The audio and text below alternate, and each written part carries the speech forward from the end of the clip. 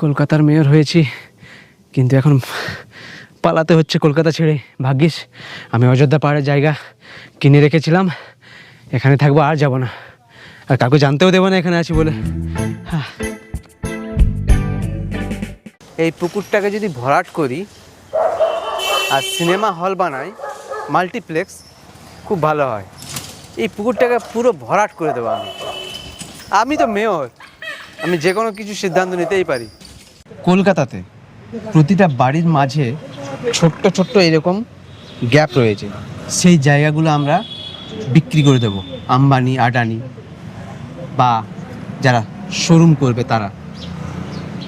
দেখো এই যে ছোট্ট গ্যাপ আছে, এরকমভাবে যদি বাড়িটা দাঁড় করানো হয় আর ওপরে গিয়ে যদি মল হয়, দোকান হয়, শোরুম হয়, ভালো তো। তাহলে সেই জায়গাগুলো বিক্রি করা যায়, তাহলে কত জায়গা আছে, গ্যাপ আছে, সেই গ্যাপগুলো আমরা বিক্রি করে দেবো। এই সল্টলেক থেকে তুমি শুরু করো, কতগুলো বাড়ি রয়েছে, কতটা গ্যাপ রয়েছে, সাউথ নর্থ সব কিছু মিশিয়ে কলকাতার হিসেব করো, আর হিসেব করে আমাকে জানাও। ওকে ওকে স্যার, ডান স্যার, তাহলে আমি আসি। হ্যাঁ, তুমি এসো।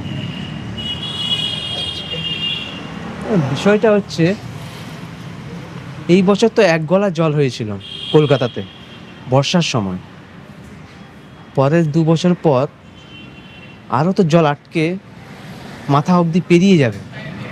ধরবে তো মেয়রকে, প্রশ্ন করবে আমাকে, আমি কোথায় যাব? আমার তো অযোধ্যা পাহাড়ে জায়গা কেনা আছে, ওখানে পালিয়ে যাবে, কেউ বুঝতেও পারবে না।